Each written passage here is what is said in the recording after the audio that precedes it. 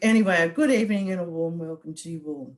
Now, first, I would like to acknowledge the traditional owners of the land upon which we meet today, the elders past and present, and those emerging. It's wonderful to be here tonight again and to be holding the fourth and final webinar of our Melanoma Symposium series. We have over 150 people attending from across Australia, and I thank you all for coming along.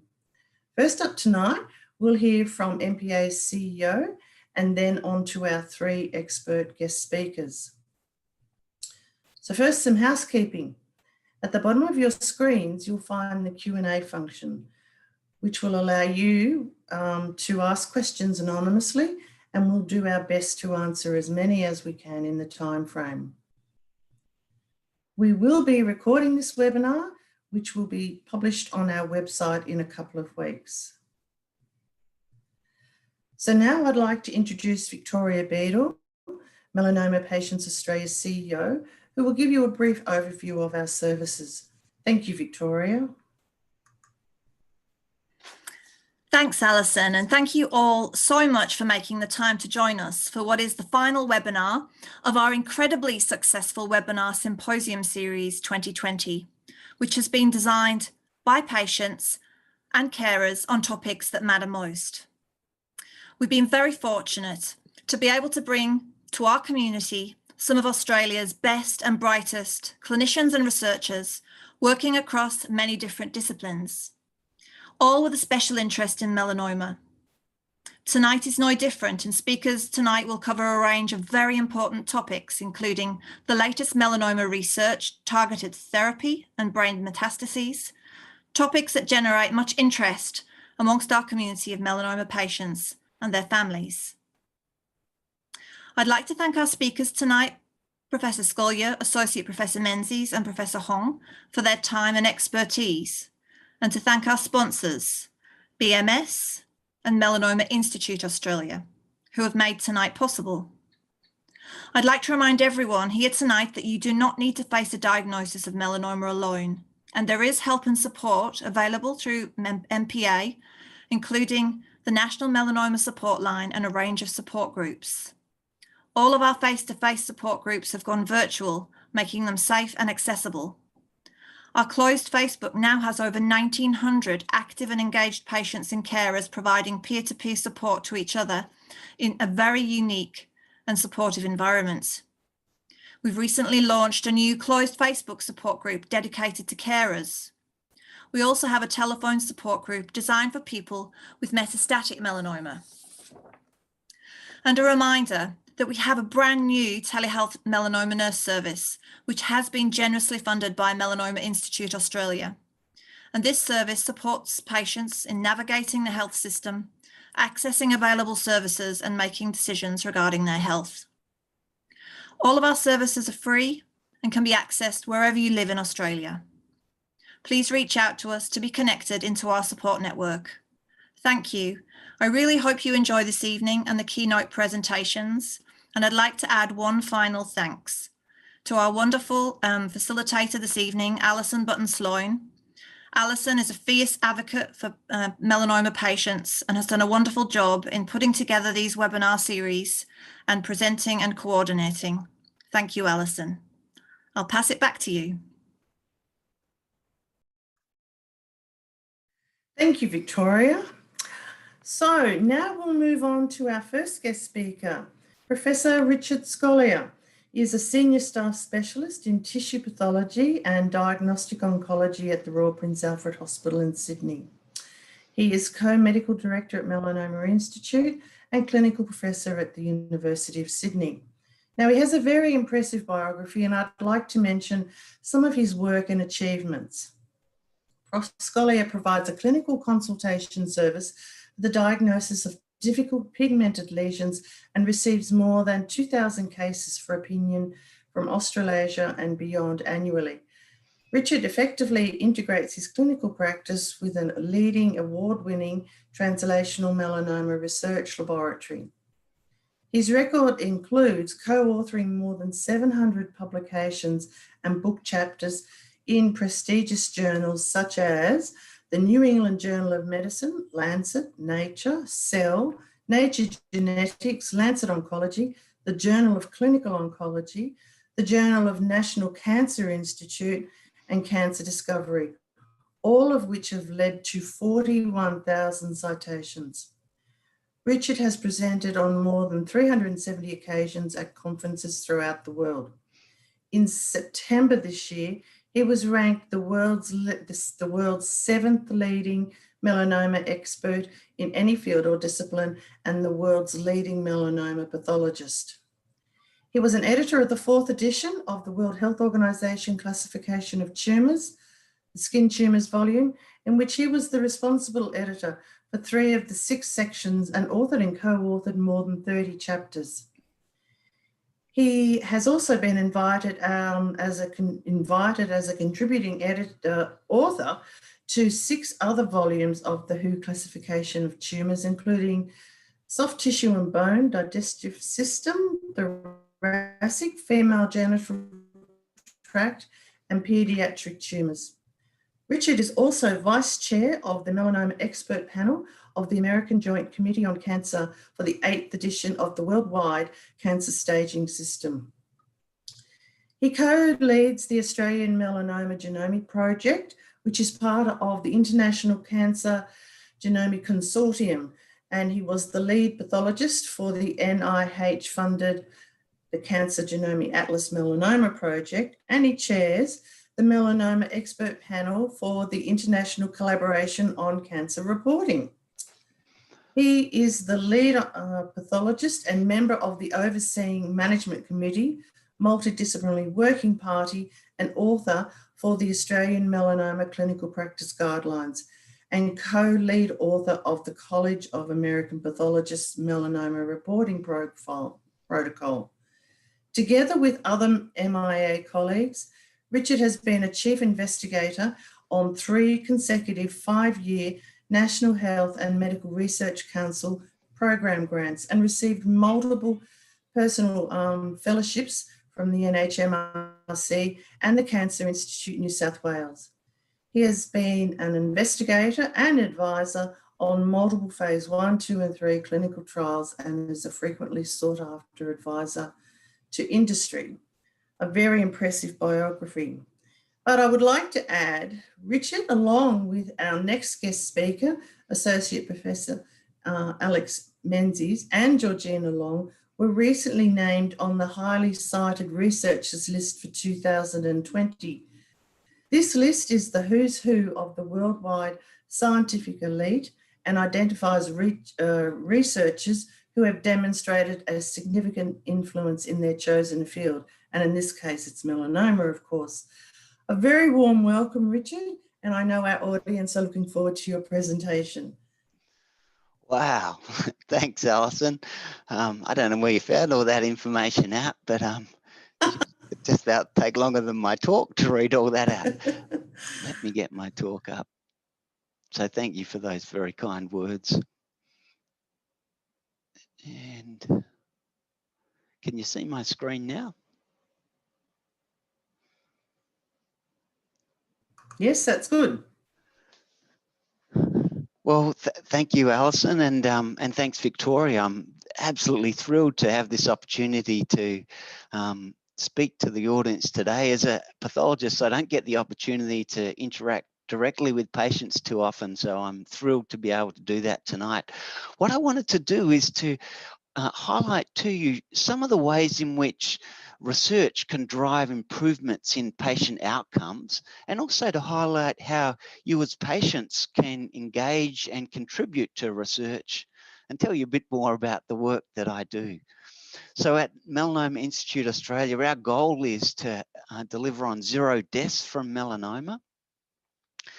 And how we organise ourselves to do this is through 3 pillars of activity. So the clinical care of melanoma patients, research and education of healthcare professionals.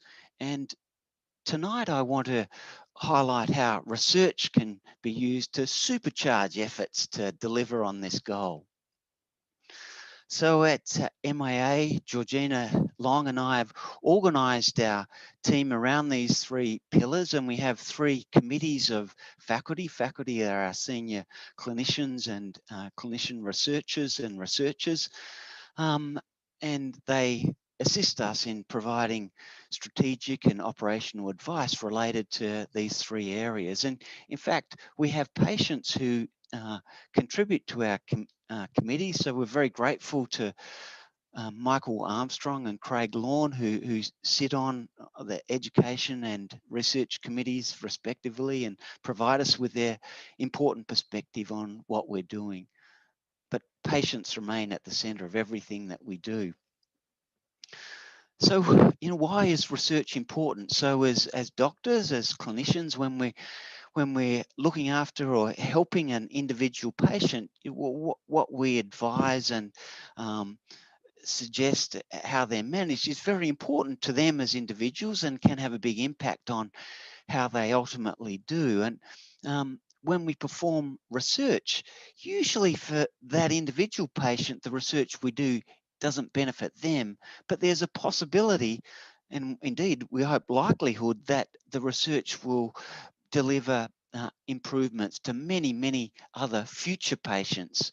So it gives us an opportunity to make a difference to many, and this is why research is so important. For us at MIA, our most important research questions come from patients. So this is us at our multidisciplinary team meeting, which we have every Friday morning at 7 o'clock, where we discuss the most challenging melanoma problems. And you might have guessed that this is in the pre-COVID times, before this little pest came and visited us, and we now still meet every Friday morning virtually and discuss our challenging cases. But as I say, it's through this multidisciplinary team meeting that is really the key to our research program, because our program is very much patient focused. And as I say, this is at the centre of what we do. And we're very fortunate that so many patients come and seek clinical care from the world-leading experts who work at Melanoma Institute Australia. And they very generously provide us with an opportunity, but I think also a responsibility to try and do more for them and for future melanoma patients by performing research. And at MIA, we invest very heavily on research infrastructure through our biobank, our research database, clinical trials, and laboratory research. And by having all these patients coming together, this is where we get an opportunity to really make a big difference. And I want to highlight to you today some of the research that we've been able to deliver upon because of this opportunity that patients have given to us. So to deliver on our goal of 0 deaths from melanoma, we've developed a research strategy, and that strategy follows the patient journey. So we have 5 themes one theme's around prevention and management of patients who are at very high risk of developing melanoma, another one around early stage melanoma, another one around advanced stage melanoma. And tonight I'm going to present to you some research findings in each of these 3 areas. And we also have themes around survivorship and supportive care, an increasing issue in melanoma, which we're pleased to have, and we're investing in heavily at MIA. And also we have another theme around health economics.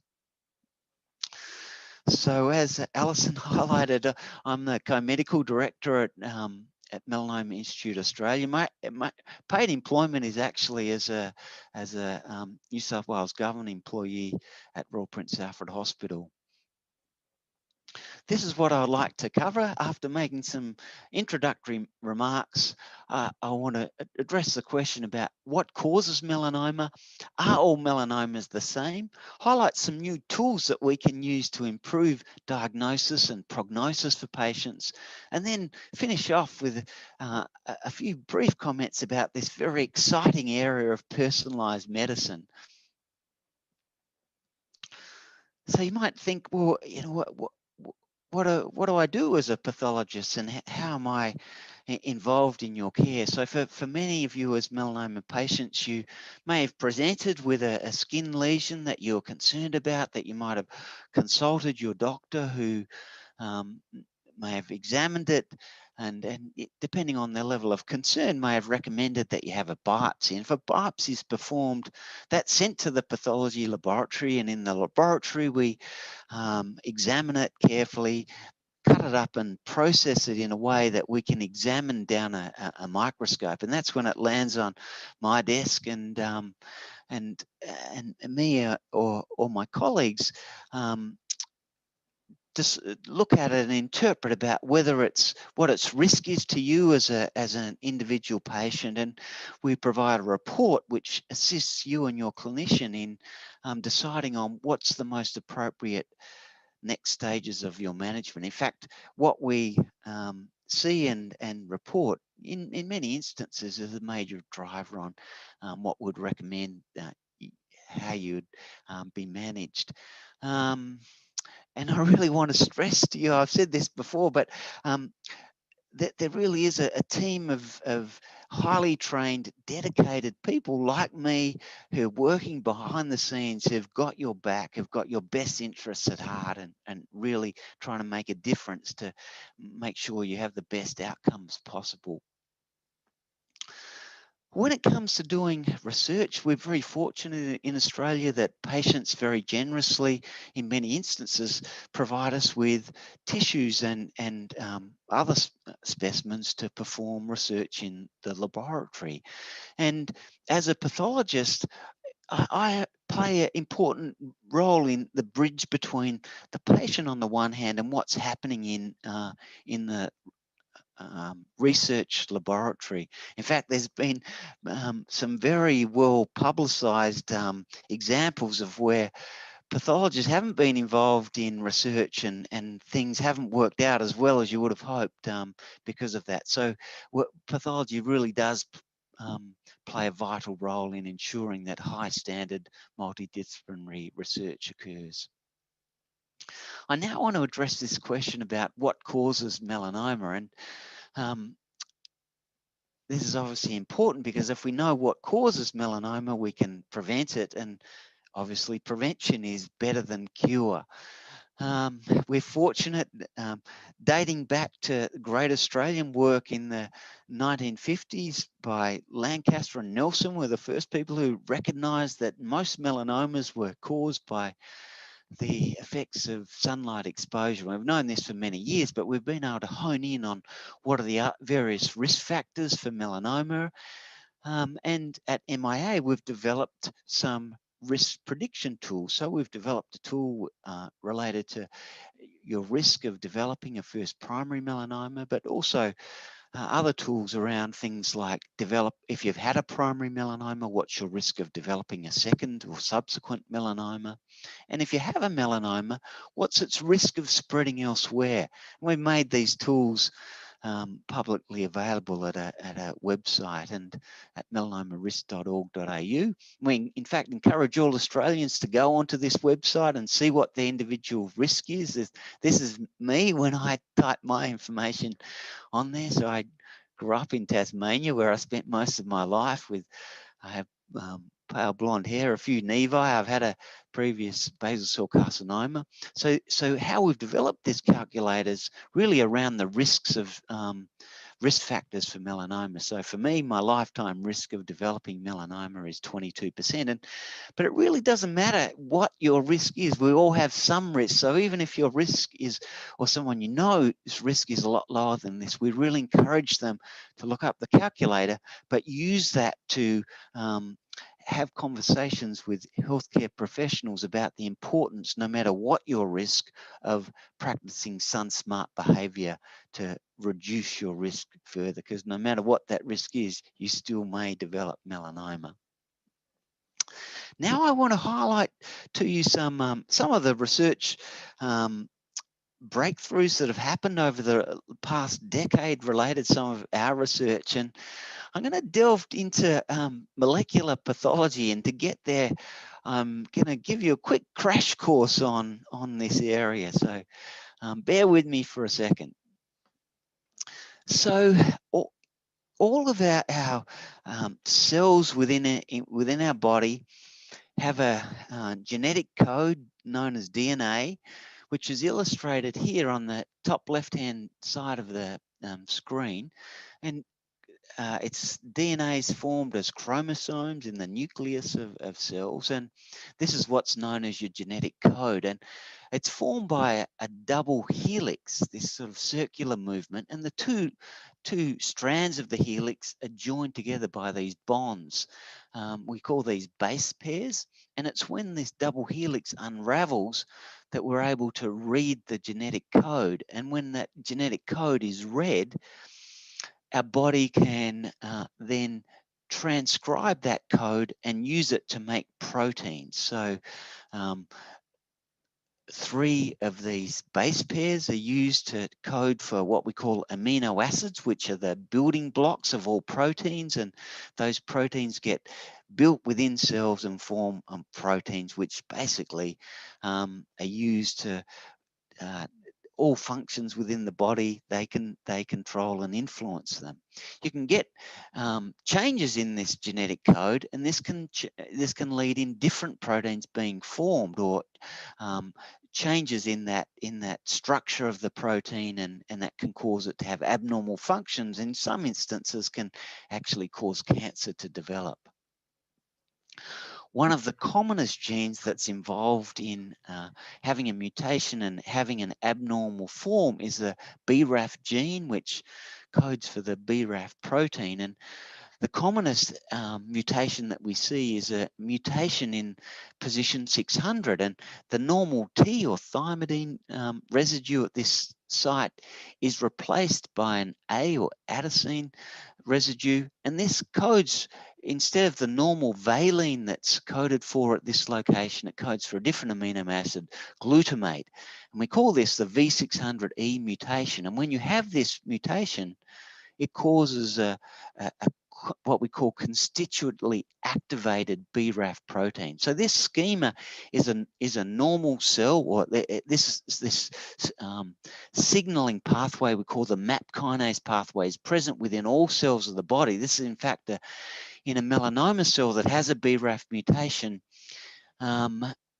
The pathway is continuously stimulated, so you don't need an external stimulus to turn this pathway on. The BRAF mutated protein causes the pathway to be continuously activated and causes the melanoma cell to grow and take on other properties that make it form a malignant tumor.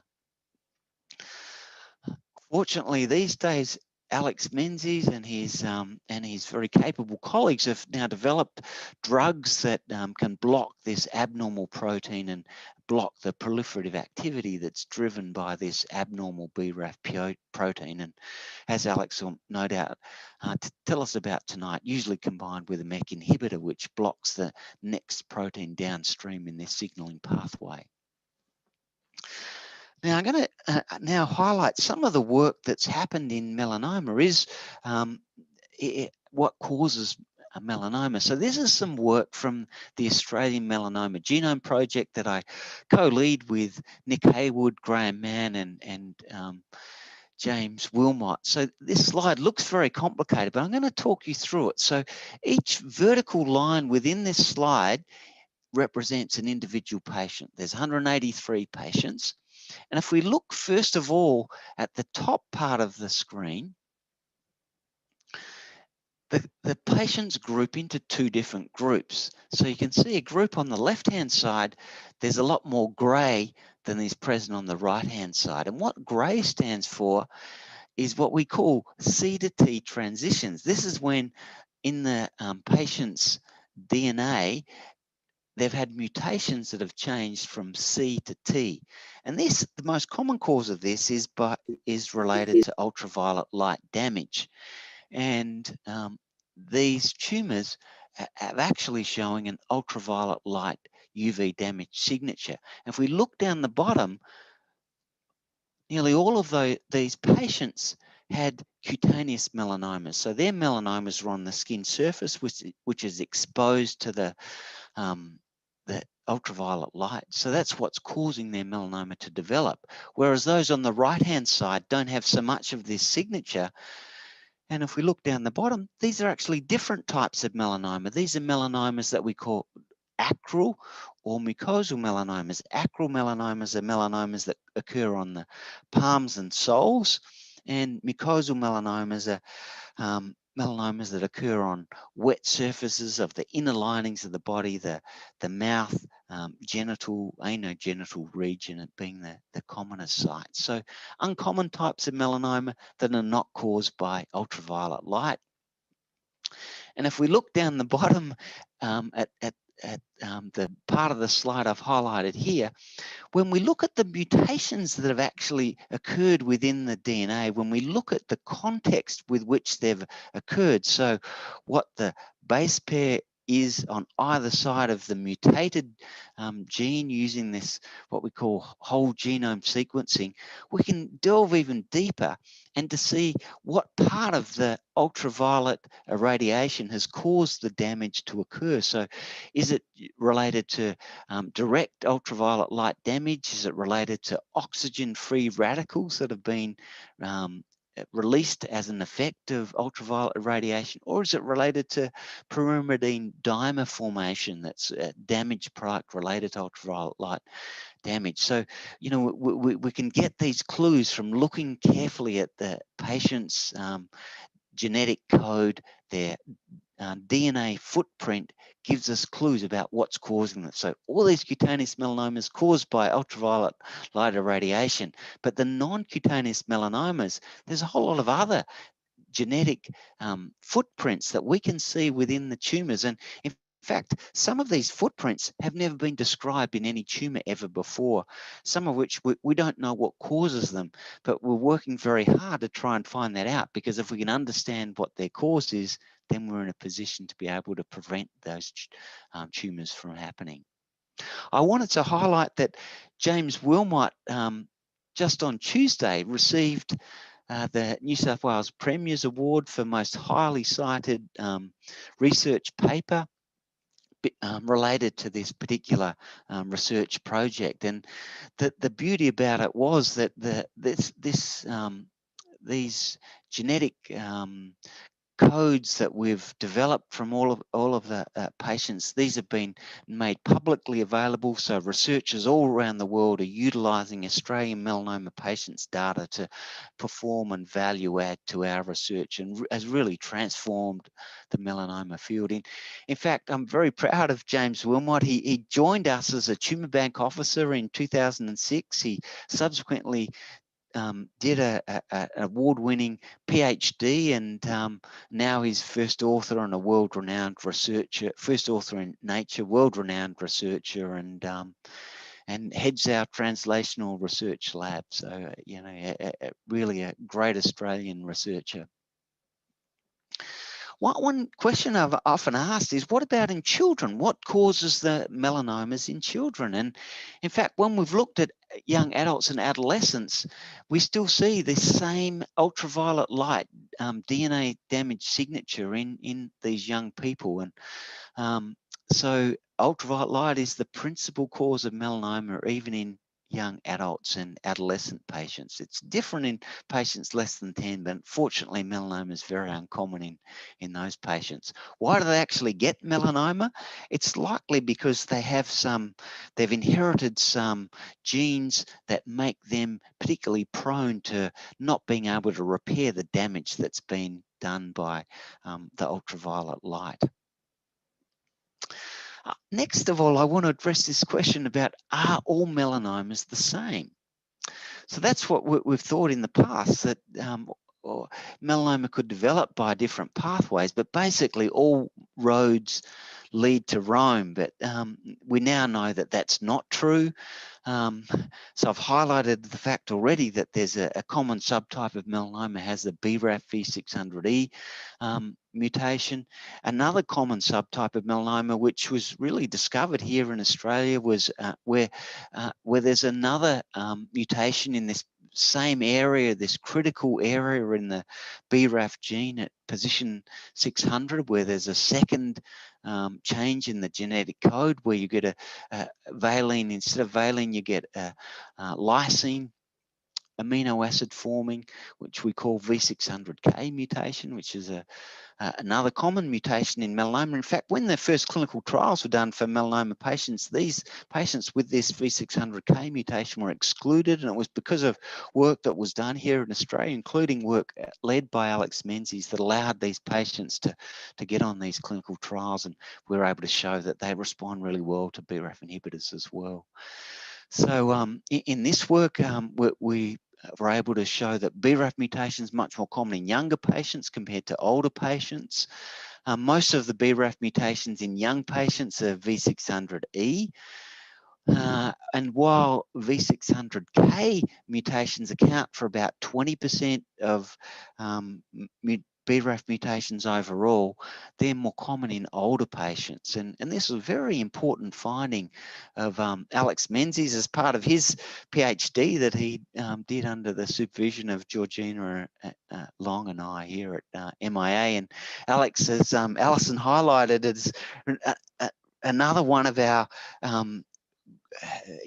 now world famous researchers and clinicians who work at the Melanoma Institute. And in fact, I'm very proud of the fact we've been able to identify and support junior researchers who have really taken the baton and taken the field to another level, and Alex is certainly one of those people. In fact, Georgina, when she joined our institute, she was as a Cancer Institute fellow that Rick Kefford and I were the supervisors of, and Georgina was the first to really highlight what was the phenotype of patients who developed V600E mutations. They tend to be younger melanoma patients, typically develop their melanomas on the trunk.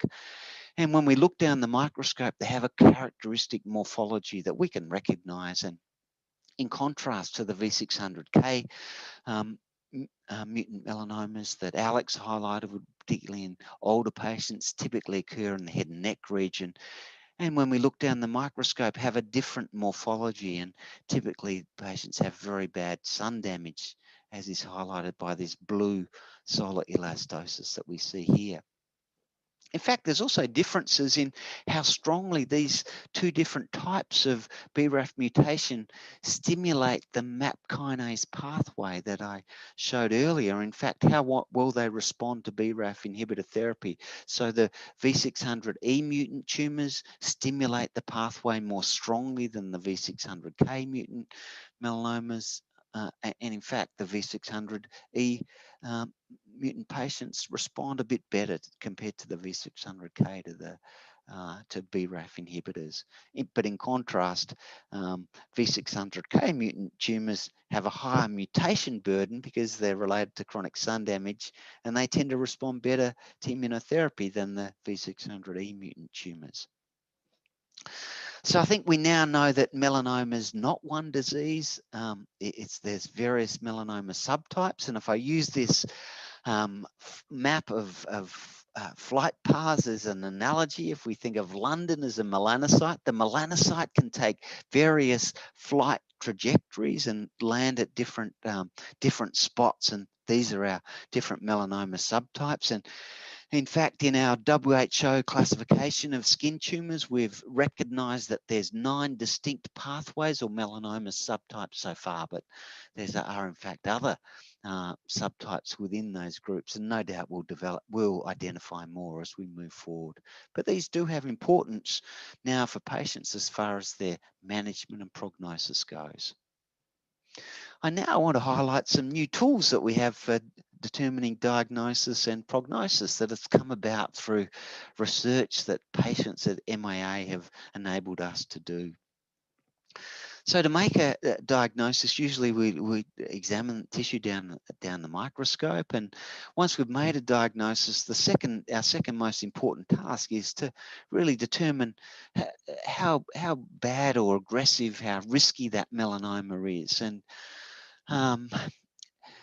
most of the time we can make the diagnosis quickly, reproducibly and accurately, but sometimes the diagnoses are not straightforward, and there's some types of melanoma that can that look more like a benign mole. So we call these wolves masquerading as sheep, and on the other side of the coin is there's some benign moles that can look like melanomas, and both of these types of tumours are at risk of being either overdiagnosed or underdiagnosed. And in fact, when we've looked at patients who come to our institute for treatment, about 5% of patients, when we reviewed their pathology, we've changed the diagnosis based on our review, and about 10% of cases, changes in their patients' managements happen based on our review. But fortunately, we've got new tools in our toolbox to assist us in making diagnosis that's come about from research that's been performed. So from the Australian Melanoma Genome Project, we've been identified the most commonly involved genes in melanoma, developed a next generation sequencing panel that we can apply to our tumours that can assist us in making diagnosis. So here I'm highlighting two subtypes of benign moles and melanomas that are can be problematic to make a diagnosis, particularly for people who are not so experienced in diagnosing tumours. And we can, the specifics of what I'm highlighting are not that important, but if you look on the left-hand side, there's a lot more blue than there's present on the right-hand side. The left-hand side are a type of melanoma that's often not diagnosed correctly until after the melanoma's metastasized. And the one on the right-hand side is a benign mole that during pregnancy, sometimes moles can take on characteristics that make them make them resemble melanoma, and that they can be cause concern. So sometimes they cause problems for diagnosis. Anyway, using this next generation sequencing panel, we can see that there's marked differences between the two groups. So we can use these new tools to improve the accuracy of diagnosis. So once we've established a diagnosis of melanoma, the number one predictor on for a primary melanoma, its risk of spreading elsewhere, is based on its thickness, so its vertical depth of invasion. And this is because it gets access to lymphatics and blood vessels as it gets deeper, and that's how it spreads beyond the primary site. We've worked very hard to try and identify other markers of prognosis in early stage melanoma, and us and others have published a lot of papers in this regard. And these new prognostic parameters are described regularly, and including new molecular markers for prognosis. And I think in the future, this is where the field is heading, and we will be able to use molecular analysis of primary tumours to predict prognosis more accurately. But we're not there yet, and I think we need additional data before it would be appropriate to recommend routine use of these tools outside of a research setting. So we still use the tool of sentinel node biopsy to assess the risk of a tumour spreading elsewhere. So what is a sentinel node? So a sentinel node is the first draining lymph node from a primary site, a primary melanoma, and it's usually the first site to receive a metastasis. So the idea is that if we identify the site of that sentinel lymph node, and we can do that using nuclear medicine techniques, so nuclear medicine physicians do that, inject radioactive dye and traces and map where that's headed to and identify where the sentinel nodes are. Surgeons can then inject blue dye into the primary site, trace that blue dye and use a radioactive counter to identify where sentinel nodes are and remove them and send them to me or my colleagues, and we examine them very carefully to look for tumour that's spread to within that sentinel node. If it's present, that obviously indicates a higher risk of the tumour progressing than if there's no tumour within the sentinel node. And so we found that this is a very accurate way to improve prognostic estimates for patients. And in fact, if that node is positive, patients will usually be the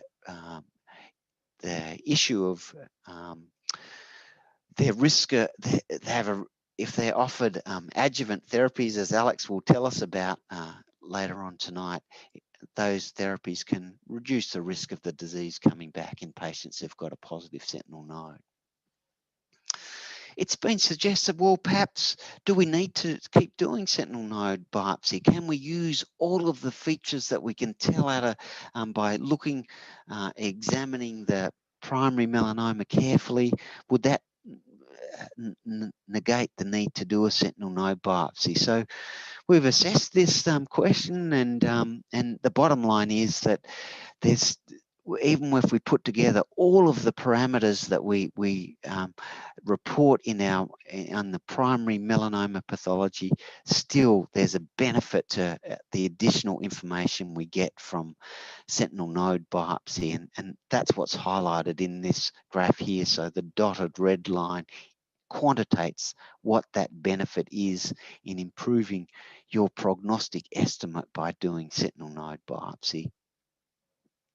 So to assist in identifying the risk of a tumour having spread to the sentinel lymph node, to assist patients in their discussions with their clinicians, we've developed a tool that uses all of this information to predict the risk. So here's us using that tool and putting in various parameters. So this is a melanoma 2.3 millimeters thick with an occasional mitosis that's involving an acral site, so on a palm or sole, that's not associated with surface ulceration or lymphovascular invasion, which are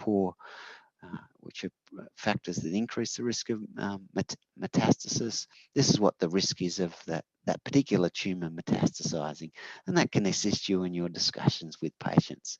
Lastly, I wanted to highlight the role of exciting area of personalised medicine. In this new era, we're trying to provide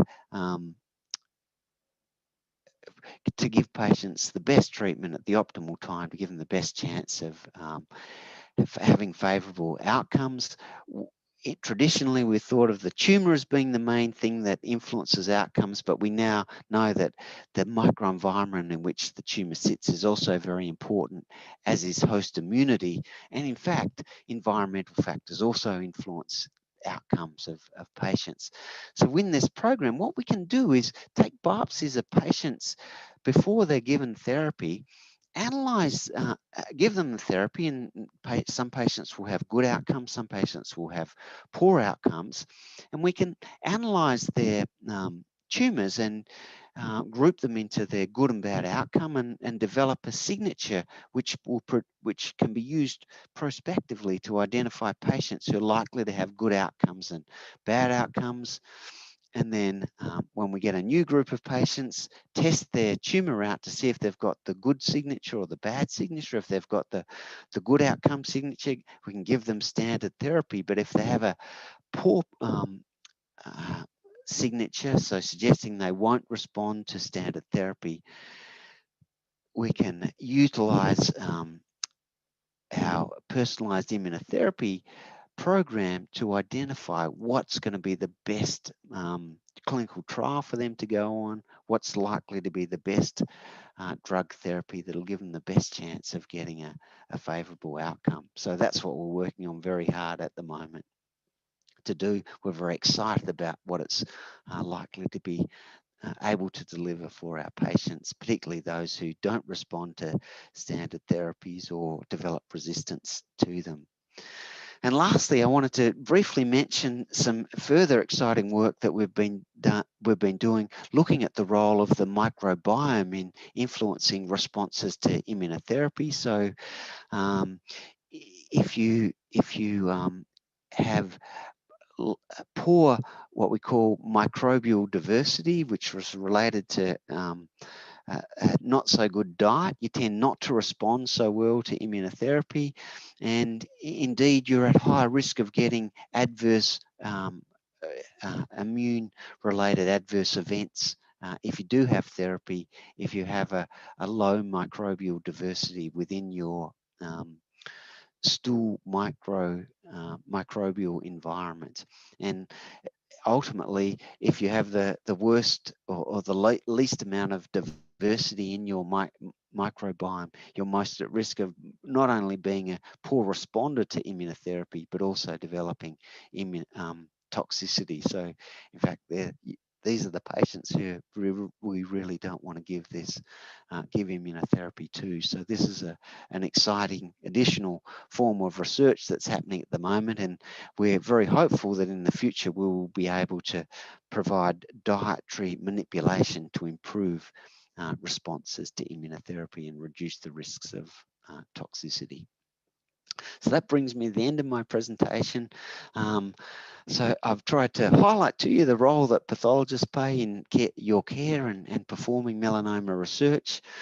Regarding what causes melanoma, I've highlighted the fact that ultraviolet radiation causes most cutaneous melanomas, but there are some uncommon subsets for which the cause remains unclear.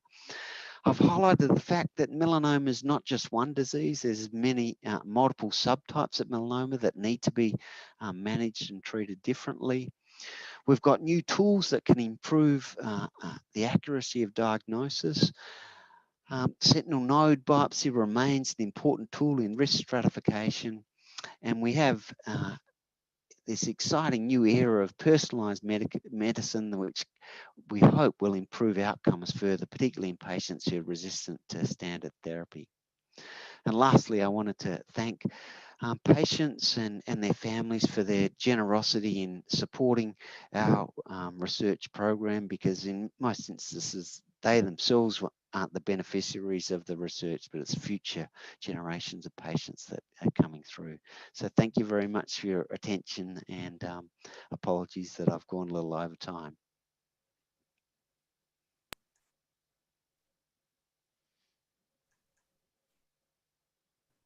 Thanks, Richard. Fantastic presentation. I'm sure there'll be lots of questions coming through at the end. Okay, so let's move on. Now I'd like to introduce our second guest speaker for the evening, Associate Professor Alexander Menzies. Alexander Menzies is a medical oncologist and Associate Professor of Melanoma Medical Oncology at Melanoma Institute Australia, the University of Sydney, and at the Royal North Shore and Mater Hospitals. He has a subspecialty interest in melanoma and breast cancer. He received his PhD in 2015 for research exploring the biology of BRAF mutant melanoma and biomarkers of response and resistance to targeted therapy. And he has an impressive track record for clinical and translational research for this stage in his career.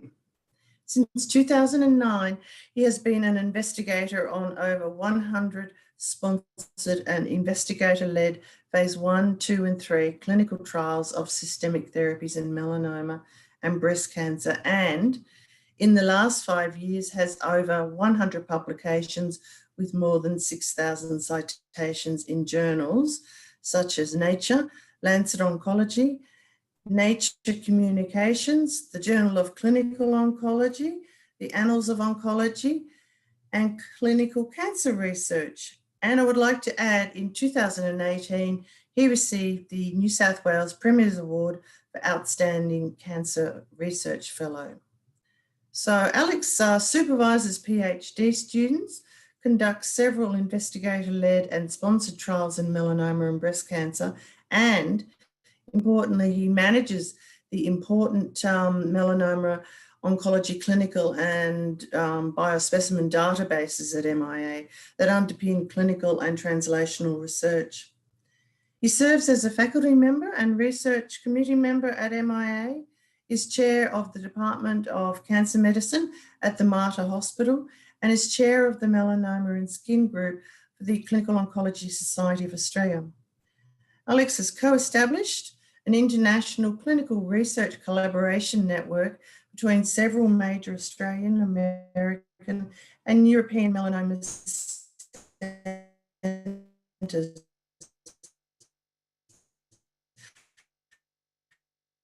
providing opportunities for junior research staff, which has led to high impact regional areas, and His founding and research interests are clinical trials of new systemic therapies for melanoma and breast cancer, biomarkers of response and resistance to systemic therapy, and immunotherapy-related toxicity. A warm welcome, Alex. Thank you. Thank you very much, Alison. Gosh, again, a very kind introduction, and thank you everyone for joining tonight. I'm a medical oncologist, and my role is in medical therapy of patients. So essentially, I give drugs to patients with melanoma. In the past, our job was pretty depressing. Nowadays, things are looking very bright indeed, and actually, the treatment of melanoma with medical therapy is now probably brighter and better than almost any other cancer. And I think there are great advances we can make into the future. So I'm very blessed to be able to work with fantastic people such as Richard and Angela that are with me tonight, as well as a whole team at MIA. And it's just fantastic that we've recently partnered with MPA and just continuing that, patient-doctor journey. We're a team, we all work together and we all want to win together. Tonight, I'm going to be talking about two things. One, targeted therapy, which Richard touched on, and the second thing is about neoadjuvant therapy. So firstly, we're going to talk about targeted therapy. And look, there are basically three types of medicine therapy for cancer. The first treatment is chemotherapy. This is sort of getting a bit outdated nowadays and certainly isn't something that has ever really been very beneficial in melanoma. Essentially, these are poisons that try and kill cells that are growing and dividing, and cancer cells generally grow faster than other cells in the body. So chemotherapy has been an option for various cancers. In melanoma, not so much.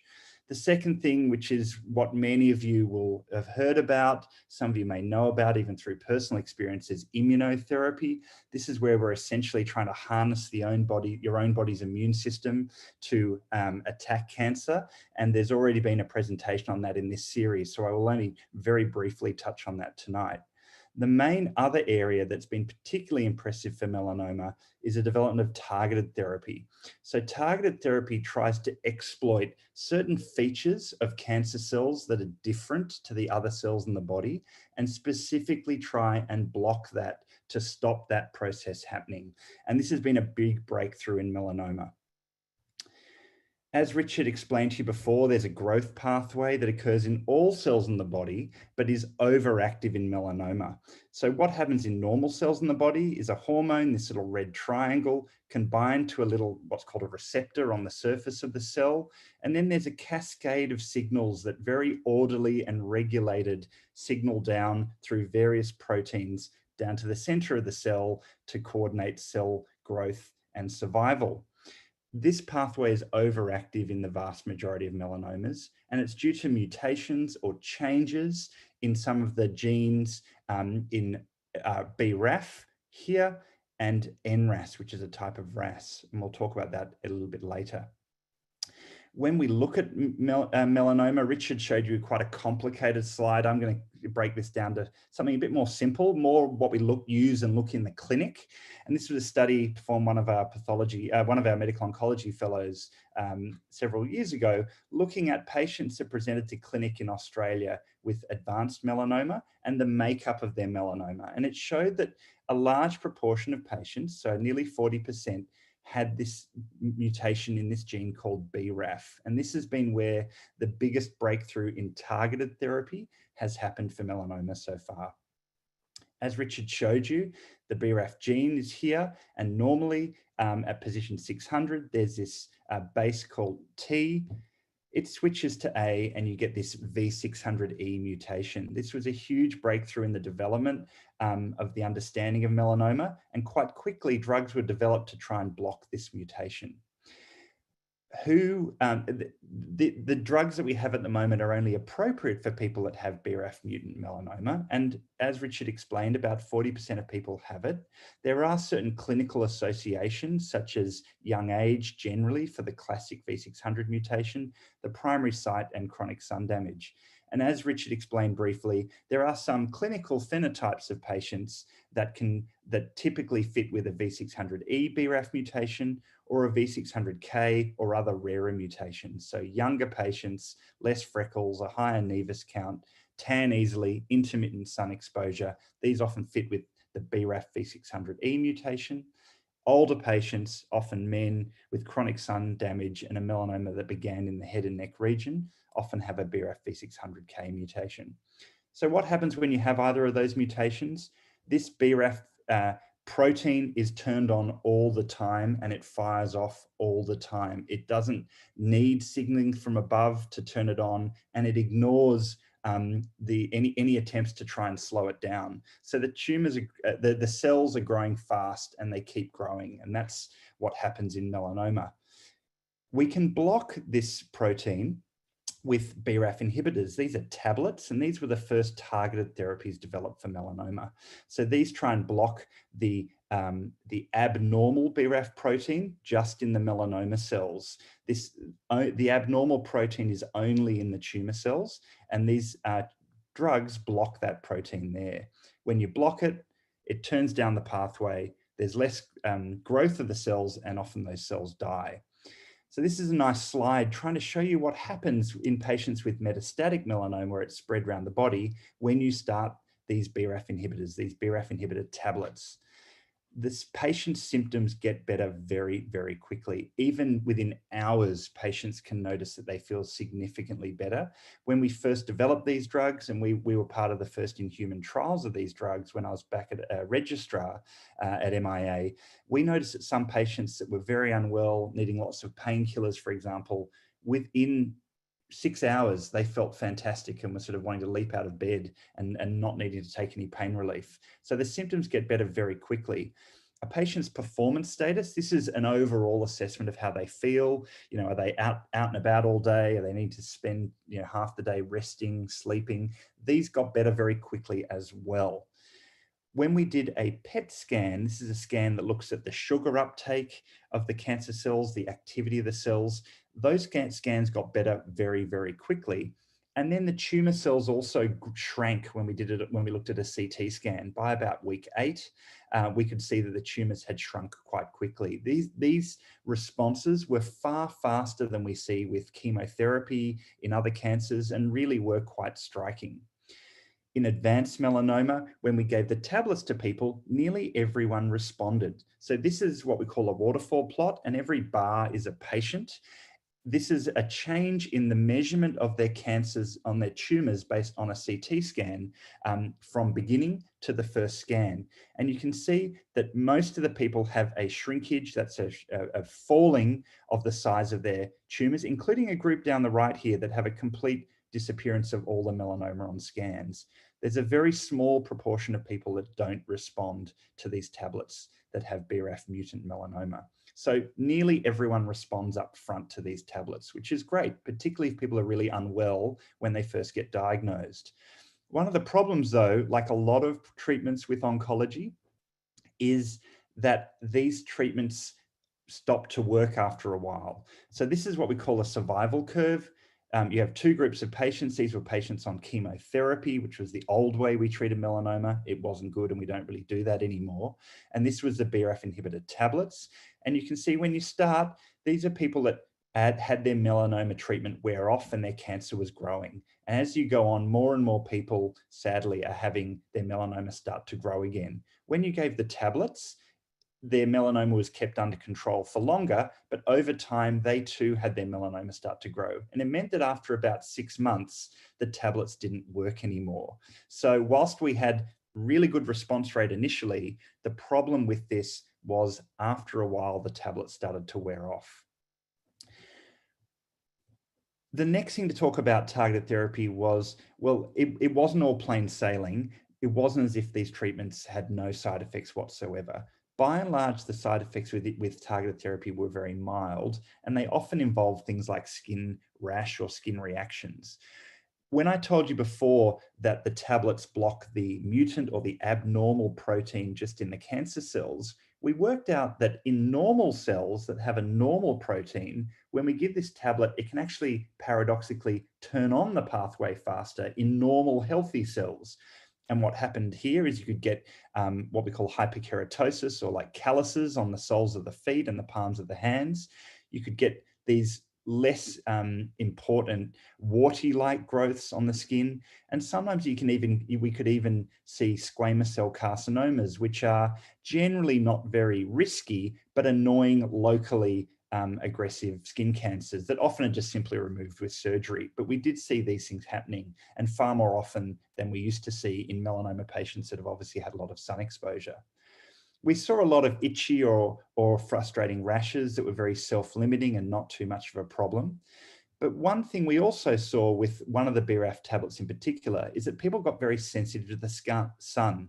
And you can imagine a patient that's had melanoma already is trying to stay out of the sun. They don't want any more sun exposure. But people, even after, as you can see on the right here, 15 minutes in the sun, people get burnt very quickly. And about 50% of patients on one of the tablets called vemurafenib could get significant sunburn, even through the window of the car, some people even through the window at the office. So this was really annoying, and particularly in places like up in Queensland, it was really difficult to give this tablet. Luckily, some of the other BRAF inhibitors didn't have this problem. But the big issue and the problem that we've been trying to study for a long time, and there's around the world, is that resistance emerges. So whilst a lot of people respond up front, as I said, unfortunately, a lot of people then develop resistance. So this is a graphic picture, and I warn you that this is certainly not typical of what happens with normal patients. But you can see a patient on the left here before treatment that had lots of melanoma under the skin, had lost a lot of weight, was very unwell. By about 4 months, he was feeling much, much better, and a lot of the spots had shrank away. But sadly, 8 weeks later, he was back at square one and sadly passed away soon thereafter. And the trouble with this, and we at MIA have been a part of the research here, is there's multiple reasons how the melanoma can become resistant to the targeted therapy. And the other problem, unlike in other cancers like lung cancer, there's often multiple resistance mechanisms occurring at the same time in a patient, and even within the same tumor. So it makes it very difficult to try and work out what's the next treatment to try and override that. Nearly all the mechanisms result in reactivation of that growth pathway that I showed you earlier. So what was another option to try and block this pathway with targeted therapy? And that was to try and block one protein level down in the cascade called MEK. And there are 3 MEK inhibitors that have developed. They also lead to a reduction in cell growth and cause the melanoma cells to die. But the response rate when they were given on their own was lower. Only about 20% of patients responded. And interestingly, the toxicity was quite different. When people got skin toxicity such as acne, folliculitis, they had some hair changes, occasionally could get some diarrhea, and very rarely could have changes at the back of the eye or the heart. These were very rarely a clinical problem. These were seen based on routine scanning and testing of well people just in the clinical trial setting. So we had 2 treatments that both could work, but let's be honest, not as well as we'd like. And they had differing toxicity. And the thought was, well, why don't we try and bring them together? Normally in cancer, if you add 2 treatments together, you get more side effects. But the thought here was you might actually be able to reduce it, because the BRAF tablet in normal healthy cells makes this pathway more active. If we could maybe block this a little bit lower in the normal cells, you might get rid of some of the side effects. But also, if we try and block this pathway harder in the cancer cells, maybe we can kill these tumors off more effectively and for longer. And what we saw exactly that. So there were several clinical trials performed of the combination versus a single tablet alone. And again, you can get a sense here, more patients were responding to therapy. We were getting deeper responses, and it was more durable. So this is the single tablet BRAF inhibitor. This was a combination. More people had their disease under control for longer. But the problem was they still developed resistance. And the average patient would have their melanoma start to grow again after about 12 months. What about longer term outcomes? So what happens long term when you give targeted therapy for metastatic melanoma? Unfortunately, only about 20% of patients have ongoing control of their melanoma by about 5 years. It translates to about 1/3 of patients alive if only they were only to have targeted therapy at 5 years. And in contrast with immunotherapy, we think we see better longer term survival with immunotherapy, maybe up as to half the patients being alive and well, having had immunotherapy at 5 years. So targeted therapy is an option for patients. It certainly is more effective in the short term, but immunotherapy is very much at the forefront of clinicians' minds and patients' minds at the moment in melanoma. When we gave the combination of therapy, as I said, what was interesting, we saw less toxicity. We saw some more fever and fatigue with the combination tablet. And this tablet I'm talking about was the first treatment, dabrafenib and trametinib, but that was very self-limiting. If you took the tablet, had a bit of a flu-like fever syndrome, you could stop the tablet, that would wear off, and often we could get back on the treatment soon after. Importantly, we saw less of that skin toxicity, and we saw less of these new squamous cell cancers developing compared to the single tablet on its own. So overall, people actually felt better on the combination, and it worked better. So what are the current options we have for metastatic melanoma with targeted therapy? There are 3: dabrafenib, trametinib, vemurafenib and cobimetinib, or the most recent treatment, encorafenib and binimetinib. There have been no head-to-head trials showing which one is better or not, and we consider these as mainly differing based on side effects. So with the first combination, dabrafenib and trametinib, fever is quite common. With the second combination, you can get rash, joint pains, occasionally inflammation of the liver, and that sun burning photosensitivity problem I mentioned before. The last combination can cause some inflammation of the liver and have some gastrointestinal side effects. Again, all these side effects are readily reversible and manageable. These tablets are all taken twice daily, every day until resistance. We occasionally need to adjust the dose schedules based on side effects. So the main options for melanoma really are immunotherapy and targeted therapy. And just briefly, there are some differences that I'll just highlight. So in terms of targeted therapy, it's only suitable for about the 40% of patients that have a BRAF mutation. Immunotherapy, in principle, is suitable for all patients. Targeted therapy is given via tablet. Immunotherapy is via a drip. The response rate is very high for targeted therapy initially and lower for immunotherapy, only about 50%. The onset's very fast with targeted therapy and slower generally for immunotherapy. But the difference here is the durability does not seem as good with the targeted therapy. With immunotherapy, we can have long-term control, and I actually think we're curing many patients with metastatic melanoma now, which is fantastic. And I think that's the goal, as Richard's highlighted, 0 deaths from melanoma. The side effects are quite different. So reversible side effects with targeted therapy, and rarely people can have some permanent side effects with immunotherapy. So you can see the decision of which treatment you may use for a patient with BRAF mutant melanoma is complex, and we have that discussion with the patient, talking about the pros and cons of all the options. Next, we're going to talk about neoadjuvant, or what we call preoperative therapy. So you may be well aware there are various stages of melanoma from 1 to 4, and these are based on the thickness of the melanoma and whether it's spread to lymph nodes around the body. Stage 1, 2, 3, and 4. Stage 1 to 3 melanoma is considered early stage melanoma, and 4 is advanced melanoma. The risk of recurrence with early stage melanoma increases as the stage goes up. And this is where we've made some recent big breakthroughs here as well. So we've treated people with advanced melanoma. We also know that we can now give medicine therapy in the patients with early melanoma to reduce their risk of recurrence. Why do we need it?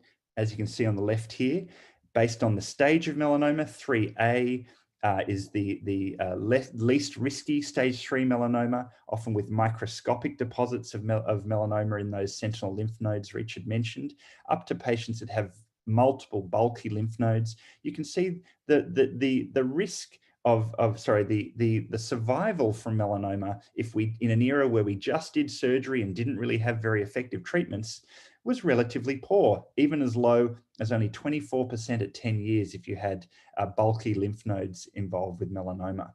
I would argue even 88% at 10 years is too low, and we needed to do something about that as well.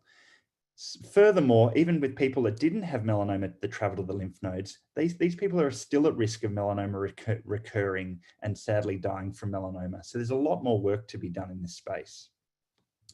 The principle to date with early therapy for melanoma has followed a lot of other cancer treatments, where patients have a melanoma, you cut it out, and then you give drug therapy after. And we've had multiple trials, I'm showing you 2 examples here, of both targeted therapy and immunotherapy in the post-operative setting.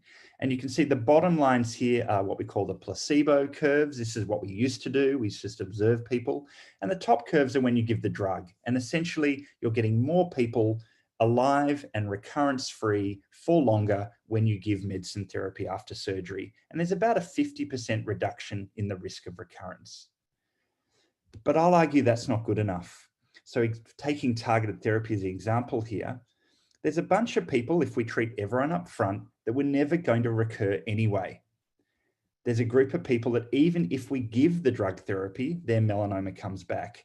And there's a pretty small, although 20% is still significant, and if you're one of those 20, that's of course important for you, but there's about a 20% chance, only about a 20% benefit by about 4 years of the drugs making the difference. And the problem is we can't identify who these people are. So everyone gets treated, everyone gets a year of drug therapy, which costs the government about $150,000. It requires monthly visits to the clinic and scans every 3 months. Is there another way? Is there another way to try and treat people in a better way, perhaps for a shorter duration, to get better outcomes? And that's what we think is the neoadjuvant approach. So instead of adjuvantly, where we cut out the tumor and then give drug, we give the drug first and then cut the tumor out. And there's a lot we can learn from doing the treatment in this sequence. So what we do is we have a patient, perhaps with stage 3 melanoma with bulky lymph nodes. We give drug for about 6 to 8 weeks, and then they have their surgery. We can do biopsies along the way to get a feel for what's happening, and we do scans as well. And then we can look at some important information that are not normally available if you have surgery up front, particularly what we call the pathological response rate or the pathological complete response rate. That means when they take the tumor out, put it under the microscope, Richard can find no melanoma left anymore. And we wonder whether that may be a really good marker of people that will do well long-term. So again, this is a paper that Richard helped co-lead. The melanomas are cut out. They're cut up very finely and looked at by the melanoma pathologists, looking at the degree of response that they think they can see that the tumors had in response to the therapy. And we can see at the bottom here, this is what we call the complete response rate, where there's no cancer left. It can be as high as nearly 50% with targeted therapy. Immunotherapy, a single drug, or a combination drug, even higher. And any degree of response is getting quite high. So this is where, more than 50% of the cancer we think has been killed off. About 2/3 of people with targeted therapy and nearly 3/4 of patients with combination therapy can have this. What happens if you have a complete response to therapy? You are at much lower risk of your melanoma coming back again. So instead of in the old days sort of saying, oh, toss of a coin, 50-50, we can be far more precise now in telling people their likelihood of melanoma coming back based on whether they've had a complete response or not. The other thing we can do if you haven't had a complete response to one treatment, we might even think about switching you to an alternative treatment after surgery because you may have, in a way identified yourself as a patient needing more therapy. And this is even more impressive when we look at immunotherapy on the right here. People that have a complete response to immunotherapy seldom have their melanoma come back again, at least over the first few years from data we've looked at to date. Interestingly, even if you don't have a complete response with therapy, these people seem to be doing better than if you just give the surgery first and give the drug after. Unfortunately, with targeted therapy, things aren't so clear. Yes, people do better if they have a complete response to therapy, and they sadly do very poorly if they don't. But even if you do have a complete response to therapy, still 1 in 5 patients have their melanoma back by 2 years, and that's not good enough for us. So why would we want to think about neoadjuvant therapy? And I'm going to stress this is very much in the clinical trial only setting at the moment.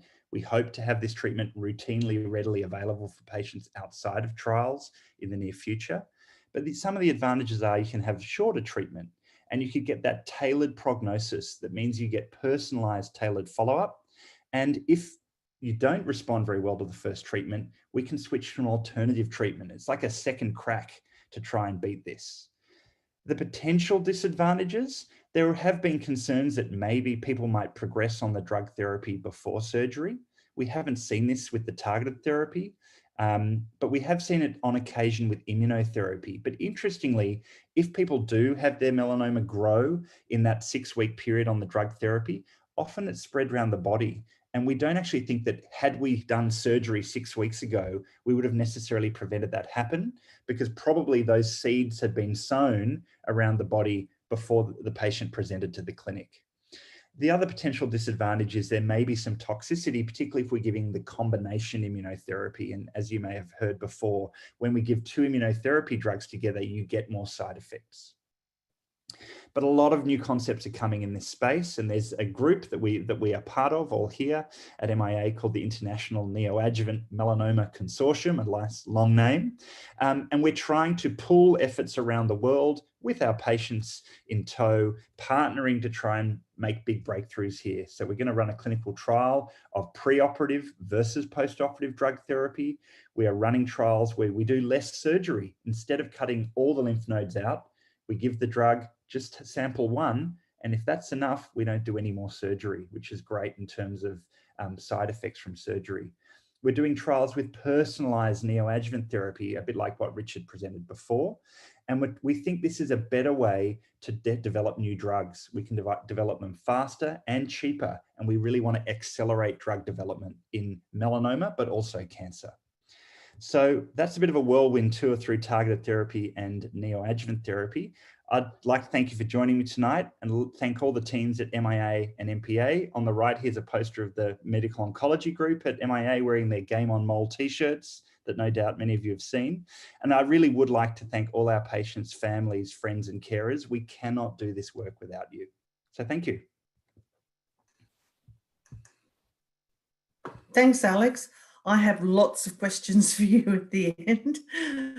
But anyway, we'll now move on to our last guest speaker, Professor Angela Hong. Now, Professor Hong is a radiation oncologist at Melanoma Institute Australia in Sydney. She's been an active investigator on several radiation therapy trials with the aim to advance the treatment of melanoma. She's a keen advocate in applying new technology in the management for advanced melanoma. Angela is a member of the Australian Melanoma Clinical Practice Guidelines Panel and was the lead author on the chapter called Radiotherapy in the Management of Advanced Melanoma Patients with Brain Metastases. So Professor Hong is going to discuss the diagnosis and management of options for patients with melanoma brain metastases, which I know is a very important topic for many here tonight. A warm welcome, Angela. Thank you. Thank you, Alison.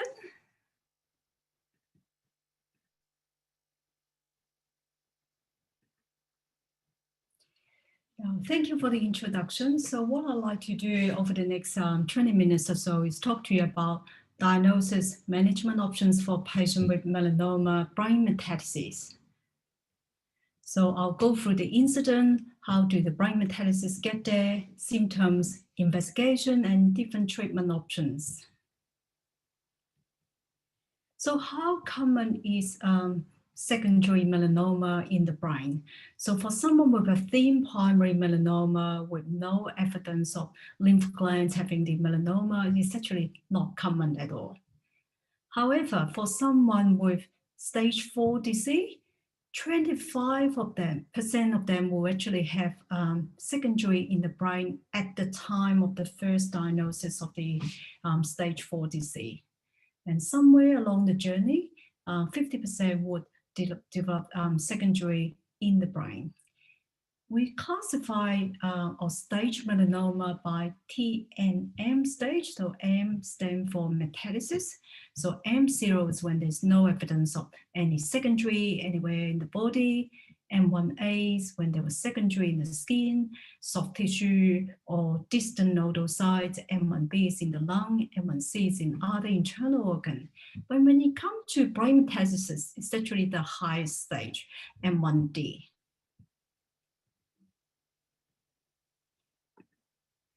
So how did they got there? They got there by blood. So you could have a primary skin melanoma on your leg, few cell or even just one cell got into the blood and follow the circulation and end up in the brain. the brain is one circulations. And that's an important concept, because often when you see one metastasis in the brain, there could be smaller one somewhere else in the brain. We just can't see them on scan because they are too small.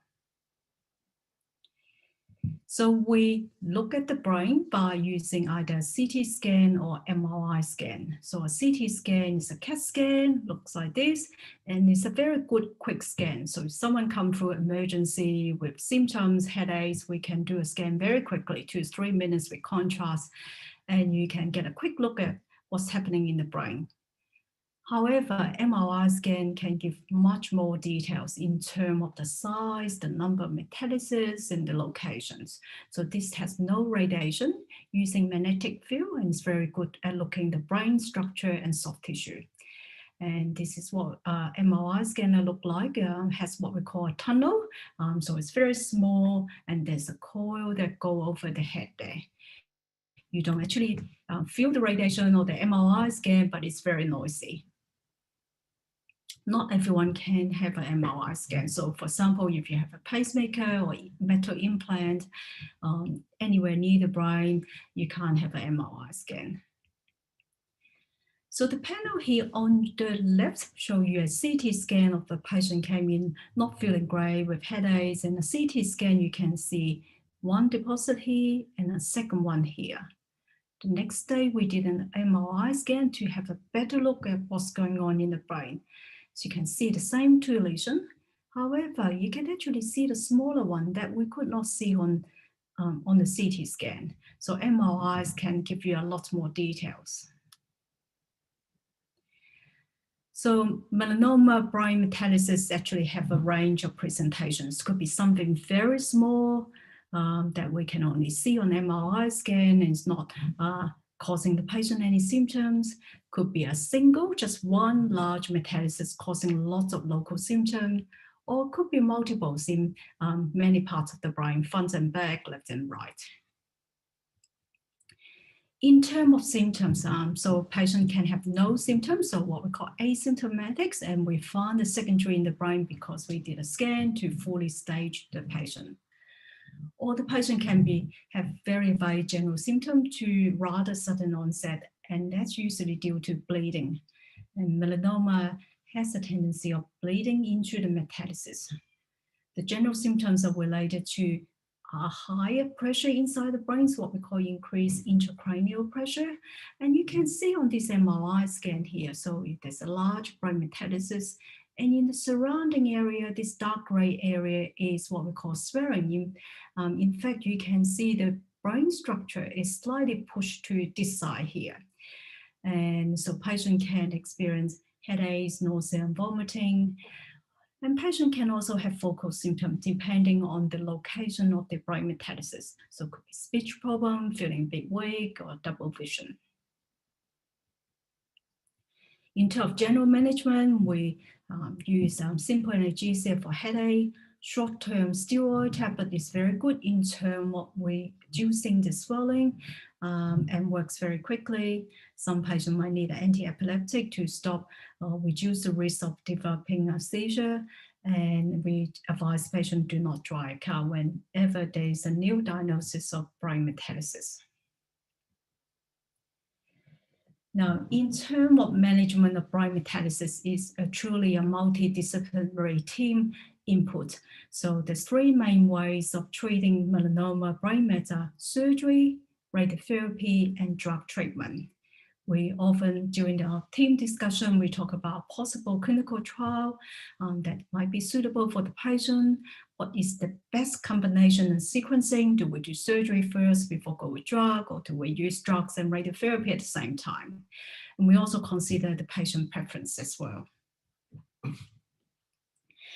This shows you how we generally manage melanoma. So if someone have no symptoms, we generally go with drug treatments. If someone presented with a symptom, headaches or weak on one side, then we think of local treatment first. And the local treatment can be surgery or radiotherapy treatment. And often patients will go on to have drug treatment. And for someone who are on treatment and somewhere along the line they become symptomatic, then we can go and think about treatment for that patient. Neurosurgery, so is generally is an open surgery. They use a navigation system to do what we call en-bloc resection, meaning removing the tumor completely rather than just removing bits of it. Generally, we use surgery when there's a need to quickly relieve the symptoms. Sometimes we need the surgery to get a piece of tissue to confirm the diagnosis of secondary melanoma in the brain. So this could be in someone who had a thin primary melanoma many years ago, come in with a new symptoms, and on the scan seeing secondary, and we can't be sure whether the patient had melanoma or not. So that's another reason why we would consider surgery. And sometimes we use surgery after progressions, after drug treatment and radiotherapy. Generally, surgery is used for larger lesions, so more than 1 centimeter in diameter. Typically, it's a few days in hospital, and the risk of surgery depending on the location of the actual brain metastasis. So as an example, this man came in with lots of headaches, not feeling well. You can see the large metastasis, about 2.5 centimeter in size, with lots of swelling on the side here. And he had surgery to remove that, very quick response in terms of the headaches getting better. And this is the MRI scan performed 2 weeks after the surgery. You can see the cavity was clean. There's no sign of any residual melanoma. And you can see the swelling actually came down very nicely. The local failure rate, so the chance of the melanoma coming back at the site of surgery, is about 6% in 1 year and 8% in 2 years. However, patient with a single brain metastasis is at risk of getting another one somewhere else in the brain because of that blood circulation. The risk is about 50% at 1 year without any additional treatment. So it's important that we think about what can we do to reduce the risk of something else turning up elsewhere in the brain after the local treatment. So drug therapy, Alex gone through this. So systemic treatment will treat everything, metastasis in the brain and outside the brain. And the 2 main treatments are immunotherapy and targeted therapy. This is a study led by Professor Georgina Long, co-medical director at MIA, using immunotherapy in asymptomatic brain metastasis patients. So with the 2 drugs, so 2 immunotherapy drugs, the response rate is 56%. 1 drug, so anti-PD-1 alone, the response rate is about 20%. As Alex mentioned, targeted therapy tablet, they work very quickly, but not durable. So often patient can feel a lot better very quickly, but by 6 months, about half of them will start to progress. So it's not a durable treatment option for patient with brain metastasis. Now, what is radiation treatment? So radiation is using electromagnetic waves. It's a form of energy. We define radiotherapy by Gray, which is absorptions of 1 joule of radiation energy per kilogram of matter.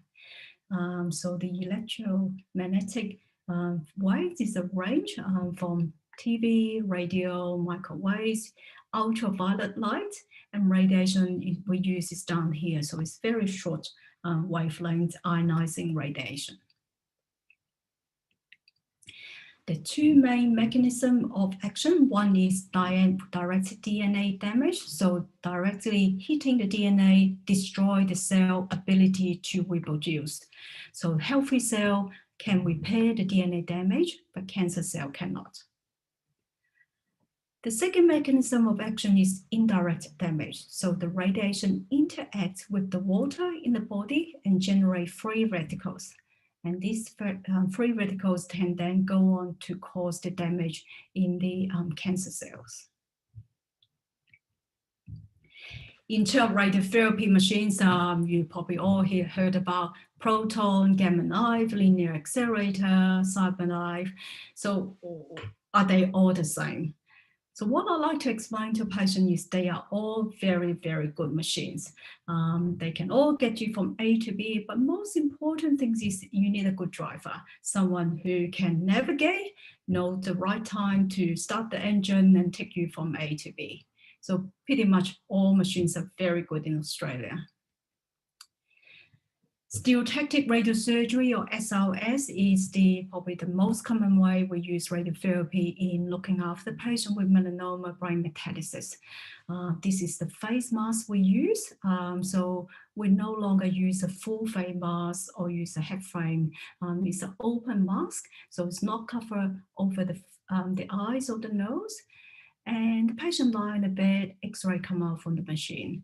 The red light is not the radiation, it's actually a scanning camera, three-dimensional, checking the position of the body and make sure it's in the correct position before the radiation beam is turned on. And typically it takes about half an hour, 40 minutes to deliver the radiation treatment. And we use high dose, 1 to 5 fractions for each course of radiotherapy. So this is a patient with a 1 centimeter metastasis and is located in a very deep location. So they was given a single dose of radiotherapy here, and this is the MRI scan after the radiotherapy, and you can see the cavity that's left behind. Now, it doesn't work that quickly, so often can take 2 to 3 months before we see a reduction in size of the metastasis. The control rate is depending on the size of the tumors, ranging from 70 to 85%.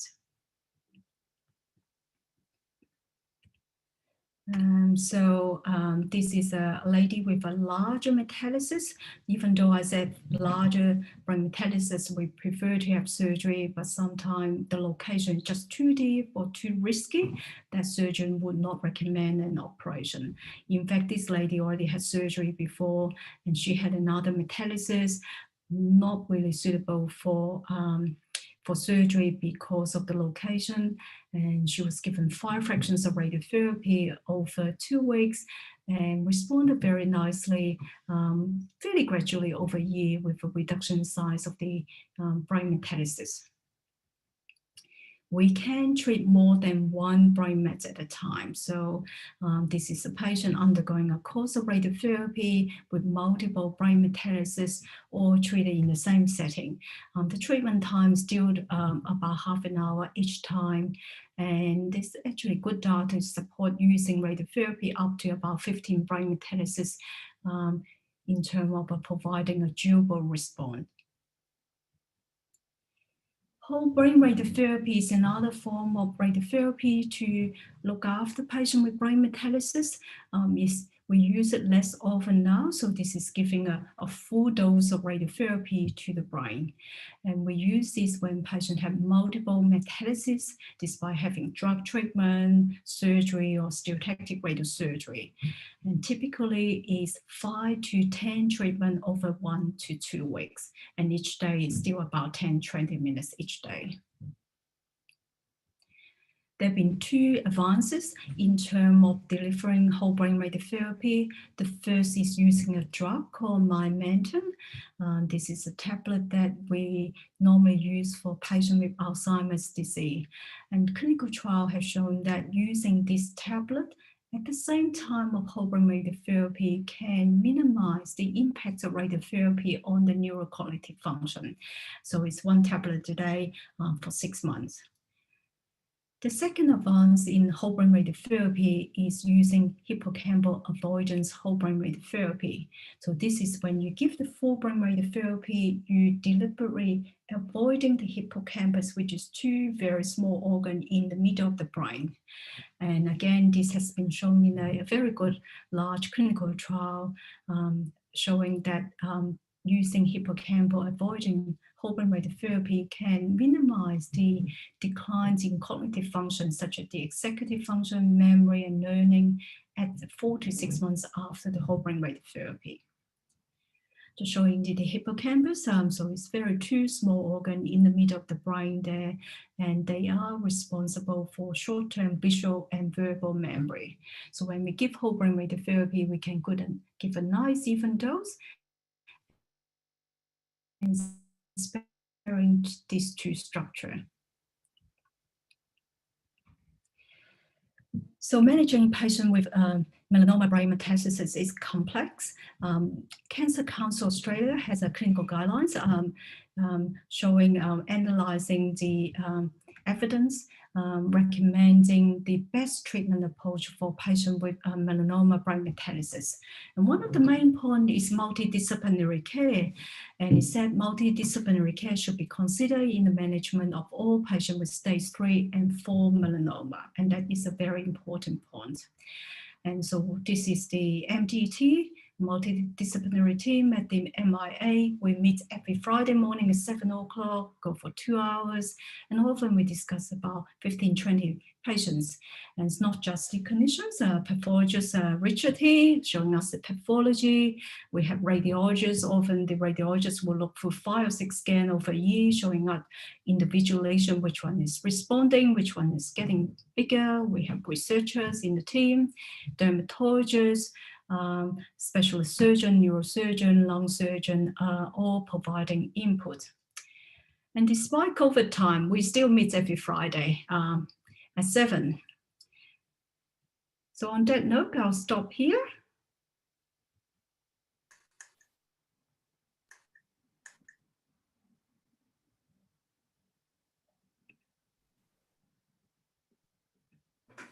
Thanks, Angela. Was a very interesting presentation. May I ask everyone to, all our guest speakers to come on, and we can go through some of the questions that people have asked. Where's Richard? Has he disappeared? Ah, there you are. One question that is, which I find quite interesting, is someone has asked about game theory, about resistance, you know, where you stop treatment before resistance begins. Now, I remember hearing this actually with Grant MacArthur and the research scientist. I think she was from the Netherlands. So, but anyway, a patient must have heard it too, and they've asked the question. And I'm wondering who would like to answer that question, or briefly explain what game theory is. No, I have to pass that to someone else because I don't quite understand. I'll have a crack, Richard. Yeah. So I think this is really talking about the idea that preclinical studies have shown that if you keep cells in the dish under drug therapy long term, in a way you kill all the sensitive cells and the resistant cells learn to emerge and grow up and then take over. And the idea that if you could perhaps give intermittent therapy or give different types of treatment, you can sort of keep the cancer guessing, and you basically keep the resistant cells from having fertile soil to grow and flourish. That's certainly was thought to be possible in melanoma, and there were preclinical studies that looked at that and suggested that if, for example, you gave intermittent targeted therapy, you could basically suppress the cancer, maybe not eradicate it, but you would leave the sensitive cells around and dormant and prevent the resistant cells growing up. Unfortunately, the first clinical trial that was reported this year that tried to do that, to prove intermittent therapy versus continuous therapy, that actually showed that didn't work. Now, I don't think it's the end of the game there. I think there's more to be done there. I think maybe the dosing and the scheduling could be improved, but definitely there's more we can learn in this space. And in a way, in melanoma, we've hit on 2 big things at the same time with drugs. Targeted therapy, immunotherapy came along at the same time. And to be honest, at the moment, outside of clinical trials, we're giving them without really understanding the best way to give them. And I think there's going to be a lot of research going on, including that we're part of, to try and better give the current treatments we've got as well as find new treatments. So hopefully that answers it. Yeah, I find it fascinating, and obviously some patient has picked up on it as well. A question that someone asked me earlier, I surveyed the patients, the MPA patients on our closed Facebook group about what they would most like, about what questions they would like asked. And someone wanted to know, if you were given neoadjuvant therapy, which one would be better, targeted or immunotherapy, if you had the BRAF mutation? Or I'll jump in as well, and Richard and Angela pipe in if you like. So number one, very clearly, just to clarify, we have not done trials testing one versus the other, and giving the targeted therapy, the immunotherapy in the early melanoma space may be very different than when we give it in the metastatic space. So in the metastatic space, we think immunotherapy may be better for that long-term control. In the early space, it's a bit different. We've just pulled together the first 6 big clinical trials done in neoadjuvant therapy. We're about to publish that soon as part of that INMC group that you saw on my slide. It does appear that potentially immunotherapy may be a better option than targeted therapy. But again, it's not true head-to-head data. It's not proven yet, and there's more work to be done there. Add that Alex is the lead author on that paper, which will be in Nature Medicine shortly. So he's the perfect person to answer that question. The other question that someone has asked is, they've been on DAB-TRAM, they've been on the BRAF and MEK inhibitors for 6 years. Is there any evidence that she should stay on them, that they should stay on them indefinitely, or could they safely come off? That's 6 years. Yeah, that's I mean, number one, fantastic result. I think it's fantastic. And we do have people that have long-term benefit with targeted therapy. The data that, again, we're much more comfortable in stopping immunotherapy in response than targeted therapy. So most of the trials and most of the development with targeted therapy has been ongoing treatment. We and others around the world have published our experience when people have stopped, either due to patient choice or side effects or whatever.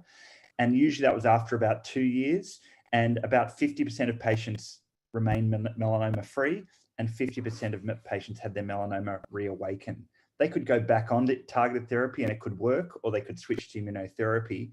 But it wouldn't be, I don't think it would be standard practice to stop without a reason such as toxicity or other things in this setting. I think without obviously knowing all the details, etc., I can't provide specific advice, but in general, we would recommend ongoing treatment. Acknowledging that may not be. Yeah. Yeah, so there may, you'll need more data before you can, correct, advise people that they can come off the drugs. Correct. Okay. So a question that came up too was, under what circumstances would I be able to regain my driver's license if I had brain mets? I've had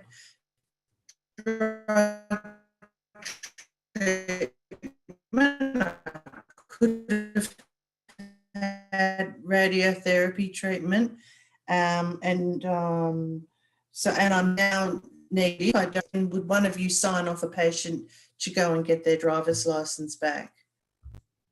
Because that's a big fear with a lot of people. When they get brain mets, it takes away their independence. Angela.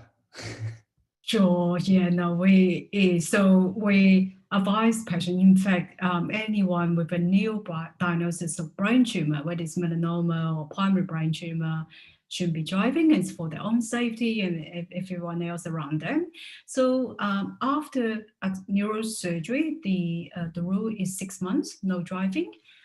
Without surgery, in general, if someone have no symptom and have the appropriate treatment and on scan with no evidence of progression, with showing a response, they can go back to driving. Yeah. Okay. All right. Now, the question is with the BRAF and MEK inhibitors, someone wanted to know, that's 2 inhibitors that you're now using. Are there any more inhibitors that are in the pipeline that you could throw into that combination? Yeah, so look, there's nothing at the moment in clinical practice. There are many more in development. For BRAF mutant melanoma, we're looking even lower down that cascade. There's a thing called ERK, and there's research there. For other types of melanoma, I mentioned that there's a thing called RAS, which is another gene sitting above BRAF. Recently, that's been a very hard thing to target and develop a drug. But in lung cancer, they've recently had a drug successfully developed there. So I think that's coming. My concern is, though, that the Achilles heel of targeted therapy is resistance. And I think whilst we do want to continue research there and development, a lot of people are now really trying to get on the immunotherapy train and really trying to crank up that even more. But I think we can improve in both ways. Okay. Now I've got a question for Angela from someone who was on the Facebook page the other night. They have leptomeningeal disease, and she's asking if there's any data suggesting who might develop this. I don't know which one, who would like to pick up that question? I don't think we know any specific predictor of someone who more likely to develop leptomeningeal disease, meaning there's lining of the brain getting melanoma rather than the actual brain itself having a melanoma deposit. And we are seeing a range of presentations. It could be a small amount of lining showing the metastasis, or could be a full brain down the spine as well. So in short, we can't predict who's going to get leptomeningeal disease. It's not a common presentation at all. Yeah. No, it's not, no. But we've come across a few on our Facebook group, and sadly some haven't made it, and others are still with it. So yeah, so in general. So another question was, yeah. Sorry, Angela? No, in general, someone with leptomeningeal disease, the prognosis is poor than brain metastasis. But there's still treatment available. We can try. And with, is there an option, someone asked if they've had the BRAF MEK inhibitors, then they've had immunotherapy and then had progression. Are you able to re-challenge with the targeted therapies after those two?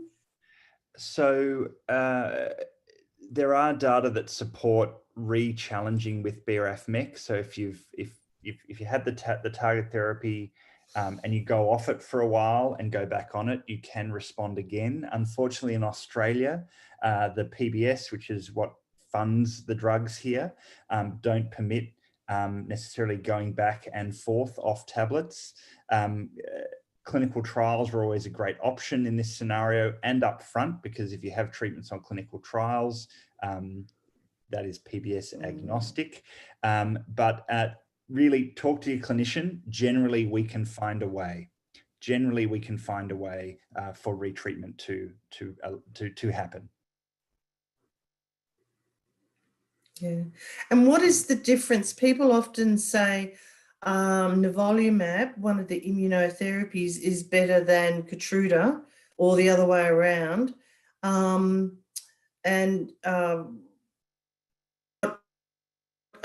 are your thoughts on, is that patient doctor choice? So I guess does it matter? Yeah, very briefly, there's no head-to-head data. There is no suggestion that they are any different in terms of benefit or side effects. The only difference in my mind and my colleagues are, one is given every 3 weeks, one's given every 4 weeks, to be honest, that's the only difference. I don't see any difference at all between the two treatments. So it's a decision for the patient to make with the information, but as a clinician, I see no difference. So I'm going to finish with Richard. We hear that Melanoma Institute Australia often talk about 0 deaths with melanoma, which is a great goal to have. But how realistic is it that there will be a cure, what you could call a cure for melanoma, say in the next 5 to 10 years? Well, it's a great question, Alison. And to be honest, I think in all likelihood, there are a percentage of patients with advanced melanoma that Alex, Georgina, and Angela are curing already. I guess we as doctors, we're cautious about saying that. So, but in truth, that's what I honestly think, that a significant percentage of people are now being cured who would have died from their disease a decade ago. And it may be up to 50% of patients with advanced melanoma. Perhaps Alex will comment in a moment on that. But to get to 0 deaths, we've still got more work to do. It's likely that it'll come through incremental gains rather than the sort of game changes that we've seen over the last 10 years. But we're heading in the right direction, and yeah, I'm cautiously optimistic that we'll get closer to that figure in a decade. Yeah. Alex, would you like to add something? I think I could see you nodding. Yeah, I think look, I'd like to think potentially half the patients with advanced melanoma are being cured. That means there's half that the journey is not done. We obviously, with adjuvant therapy now, we're going to try and prevent people getting to stage 4. But clearly there's a lot more work to do. And as Richard said, we need a much more personalized approach, very much along what we're doing here as a research group to improve outcomes further, and learn how to use the drugs with radiotherapy, with surgery, etc. There's so much more we need to learn, and we're researching all of that as much as we can. Sure. Okay. Well, look, I'm going to bring it to a close here. There have been some great questions, and on behalf of MPA and Professor Richard Scolyer, Professor Angela Hong, and Associate Professor Alex Menzies, I thank you all for coming along tonight. As I said, this webinar has been recorded and it will be uploaded in a couple of weeks. If you check on our social media and our website, you'll pick them up. So thank you very much, everybody. Thanks, Alison. Congratulations.